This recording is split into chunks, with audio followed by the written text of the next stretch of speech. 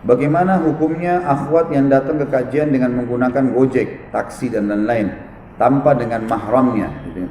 Ini sebenarnya ada hadis yang yang disebutkan, ini riwayat Imam Bukhari. Kalau Nabi SAW pernah membonceng Asma binti Abi Bakar, iparnya gitu kan. Ini bukan mahram, tapi waktu itu memang keadaannya Asma radhiyallahu anha itu lagi bawa barang berat. Asma ini terkenal sangat bakti radhiyallahu anha dengan suaminya Zubair bin Awam. Jadi dia bilang, dia ceritain, saya sangat bakti dengan suami saya sampai saya mencuci bajunya, menyiapkan kebutuhannya, membersihkan rumahnya, mengurus anak-anaknya, sampai menggantikan sepatu kudanya. Dan saya juga sering mengambil air dari jarak tempat yang jauh. Jadi Asma kan sering ke sumur bawa air radhiyallahu anha, saking ingin bakti sama suaminya supaya dapat ridha Allah gitu.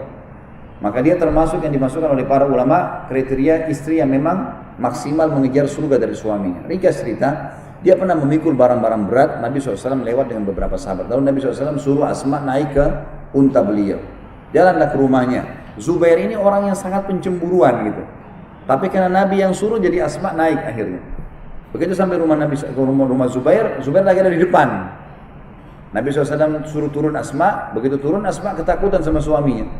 Kata Asma, Rasulullah yang suruh saya naik tadi, gitu kan.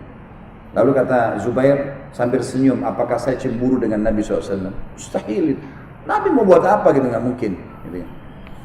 Di sini ada sebagian ulama mengatakan, pada saat sebuah transportasi sudah tidak ada lagi kecuali itu, tidak ada lagi kecuali itu. Artinya memang yang lainnya malah lebih besar mudaratnya.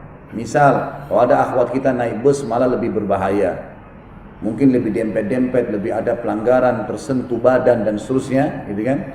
Kemudian dianggap ojek ini atau apalah namanya, Gojek sekarang dan seterusnya. Ini dianggap transportasi di depan umum terbuka, semua orang lihat, tidak ada sentuhan badan, tidak ada komunikasi terjadi. Ya, tidak ada batas antar saya ke sini, misal. Tidak ada komunikasi. Berapa umurmu, tinggal di mana, segala ini nggak ada. Komunikasi syaitan, ini insya Allah nggak masalah. Karena waktu kasus yang lain kata ulama yang berpendapat ini yang pendapat ini mengatakan sama kasus pada saat Aisyah radhiyallahu anha tertinggal di perang Bani Mustaliq, lalu diselamatkan oleh Safwan. Naik di atas untanya Safwan menarik unta tersebut, ya, berdua. Tapi keadaan Aisyah akan kena mudarat kalau enggak gitu. Ya sendirian nggak mungkin, dan Safwan bertugas, maka di sini dibolehkan, gitu kan? Selama tempat umum dan memang transportasi yang lebih besar mudarat atau memang tidak ada yang lainnya. Kalau masih ada yang lain, alhamdulillah sangat bagus gitu.